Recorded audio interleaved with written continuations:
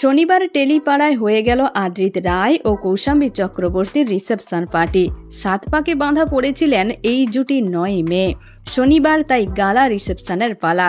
এদিন তাদের পোশাকের রঙের থিম ছিল সাদা। রিসেপশনের ব্যস্ততার মাঝেই পোজ দিয়ে তুলেছেন ছবি। সকলের সঙ্গে আলাপচারিতায় ব্যস্ত জুটি কাটলেন কেক। যে আদ্রিত ব্যক্তি জীবনকে আড়ালেই রাখতে পছন্দ করেন, এদিন তিনি যদিও ধরা দিলেন অন্য লোকে।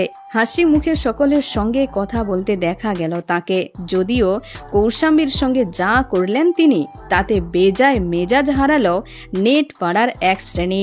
পাপারাজিদের নিয়ে ছবি তোলার সময় দিয়েছিলেন পোজ, যেখানে হাসি মুখে একাধিকবার আদ্রিতের দিকে তাকাতে দেখা গেল কৌশাম্বীকে। কিন্তু আদ্রিত তিনি বিষয়টা লক্ষ্যই করলেন না। রোমান্টিক পোজ কিংবা চোখে চোখ রেখে কোনো ফ্রেমই তিনি দিলেন না, বরং পাপারাজিদের ক্যামেরার দিকে তাকিয়ে কিছুটা সময় পোজ দিয়ে স্ত্রীর হাত ধরে চলে গেলেন ভেতরে। এই ভিডিও নেট পাড়ায় ছড়িয়ে পড়তেই কটাক্ষের বন্যা বয়ে গেল। কেউ লিখেছেন, বর বাবা জীবন একবারও তাকালো না কেন বউয়ের দিকে, বউ দুবার লুক দিল।